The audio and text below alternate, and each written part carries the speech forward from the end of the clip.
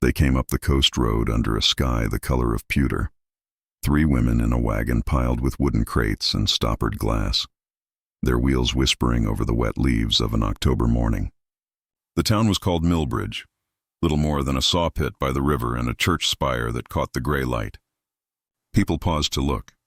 The woman who stepped down first carried herself like someone accustomed to rooms that fell quiet when she entered. Agatha, with silver threaded through auburn hair and gray eyes that catalogued everything. Prudence followed, tall and fine-boned, her pale hands moving with a watchmaker's patience. The youngest, Temperance, had a beauty that made mothers draw children closer without knowing why. The 3 of them spoke in the gentled cadences of England and Scotland, and their story, Anglican sisters fleeing persecution, seeking to plant a house of mercy in the wilderness, landed upon the town like a benediction. They bought land, far back through fir and spruce where only hunting paths ran, and set men to work. 8 months of hammer and hoist raised a building that looked less like a convent than a fortress. 3 stories of gray stone, windows narrow and set high, doors thick as ship's ribs. The masons muttered about the cellar, deep as a keep, its floors sloped toward drains, its ceiling stitched with vents, and were told that penitence requires solitude, and solitude must be properly kept. Agatha oversaw everything. Prudence measured and remeasured the placement of iron hasps and bolts. Temperance took delivery of bottles and blades with the poise of a hostess receiving silver. The first to swear by them was the circuit physician, Hartwell, a man with frost at his temples and a reputation for modern thinking. He admired their talk of melancholy and hysteria as ailments of the brain rather than sins of the heart. He admired their records, neat hands, precise observations, a vocabulary out of Edinburgh and Vienna. He admired, too, the envelopes of coin that found him useful. Word began to travel faster than the river current.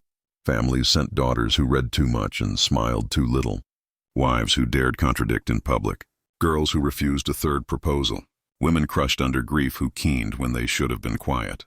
They arrived on wagons and behind saddles, their trunks packed by others, their letters home arranged by those who stayed behind. The fees were dear. The promises were dearer. Winter taught the forest to listen. One night a young trapper, Thomas Brewster, followed a blood trail until it vanished in the drifts behind the stone house.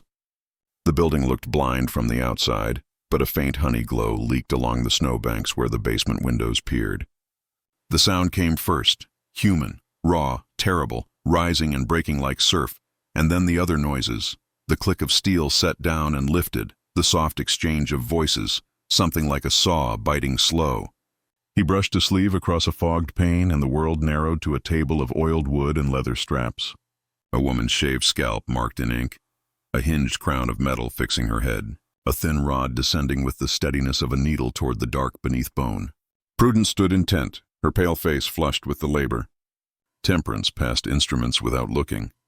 Agatha wrote as if keeping household accounts. The scream tore itself out and then stopped, as if a hand had finally closed around its throat. Thomas stumbled backward into the snow and ran until the cold burned his lungs clean. He told what he'd seen. Men who loved him said the storm had tricked his mind. Others said prayer for demons can sound like pain. A deacon rode out and took tea in a clean parlor where walls wore crucifixes and the air smelled of lye and lavender. He was shown dormitory rooms where women sat with folded hands and eyes turned inward, moving with the careful slowness of sleepwalkers. He asked to see the cellar. He was told with modest gravity that a gentleman must not witness the intimacy of feminine salvation. He rode home relieved and unsettled, chewing on a wrongness he could not name, only smell, the copper-sour ghost of old hospitals. Thereafter the house grew quieter at night. Screams gave way to silence, and silence learned how to howl. Women still went in. Fewer came back. The ones who returned were changed in ways that made neighbors stand on porches and not wave.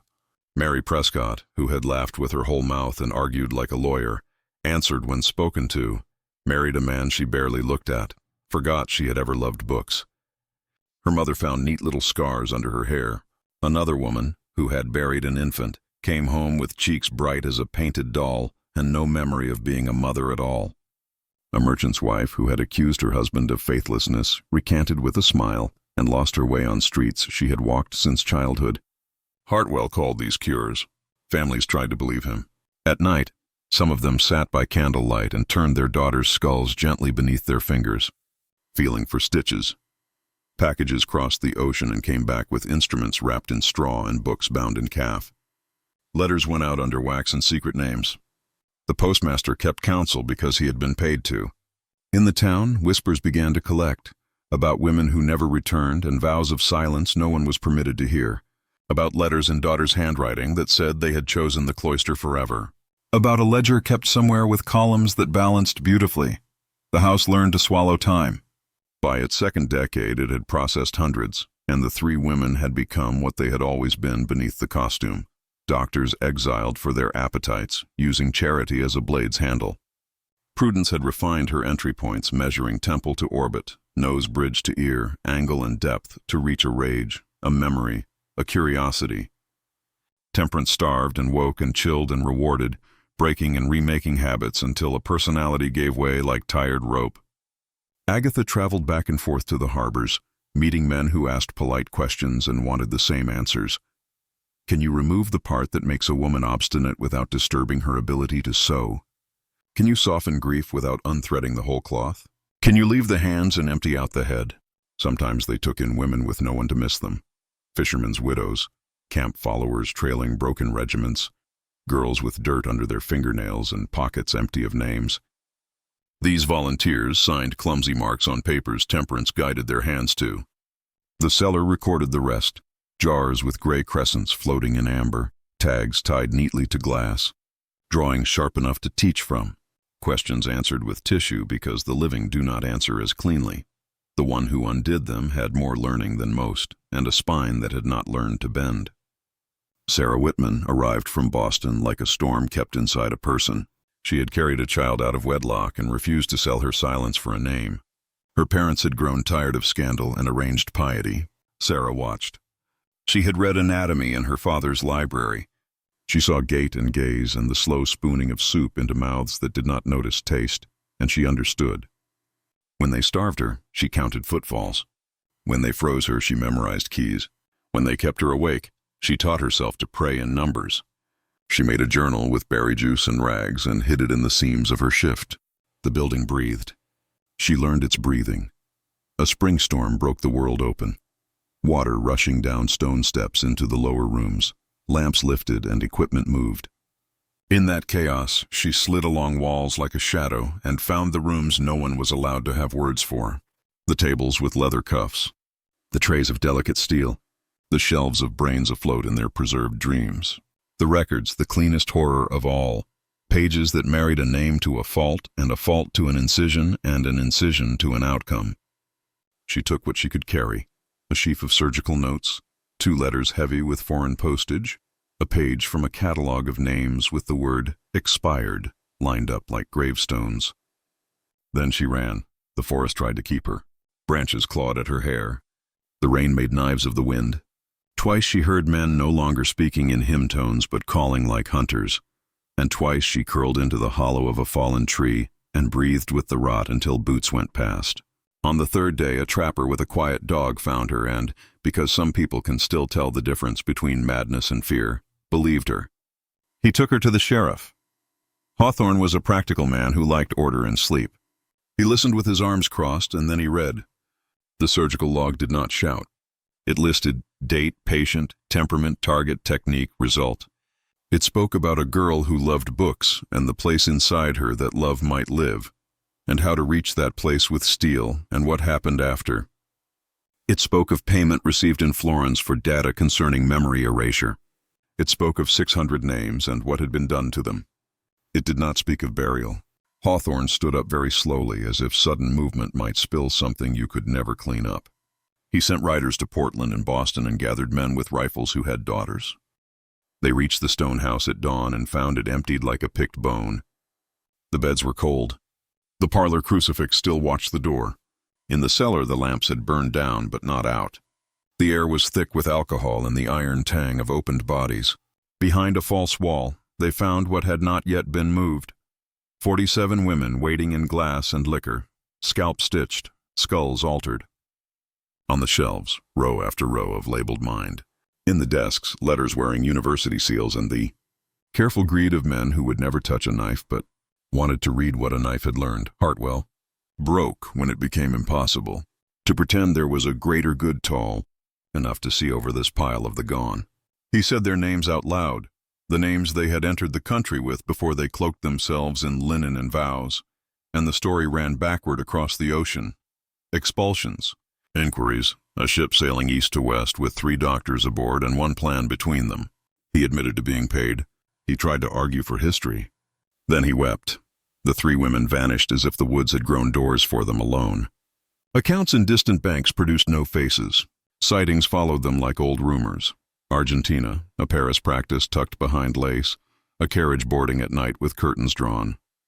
The government sealed most of what it had learned and called the rest irregular treatment.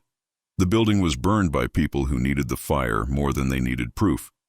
Families folded their grief into drawers with christening gowns and locks of hair, and some chose not to say anything at all, because saying would have ripped more than one life open. Sarah testified until her voice rasped and then left for the far side of the continent with a new name stitched to her papers. She taught children to spell and boil an egg and say their own names with steadiness. She never married. In old age, she wrote everything again in a hand that shook but did not err, and that manuscript became the lamp others used when the archives finally opened. It smelled faintly of berries. The ground where the house stood wears alder now.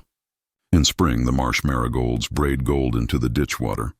In winter, wind combs the reeds until they bow.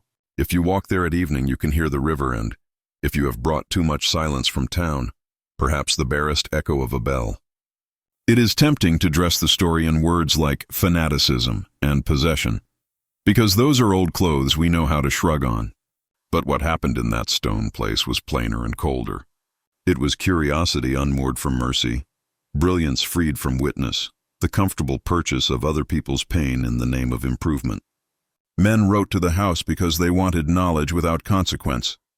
The house wrote back and sent knowledge in jars. For decades, the world learned from the work done there and forgot to ask what the tuition cost. Somewhere, 3 women who once called themselves sisters grew old. Somewhere, a ledger full of neat columns may still exist, proud as a balanced hymn. The rest is wind and alder and a story that can be told aloud now if you are willing to hold the weight of what it means. That respectability can be a mask. That science is a knife that cuts according to the hand that holds it.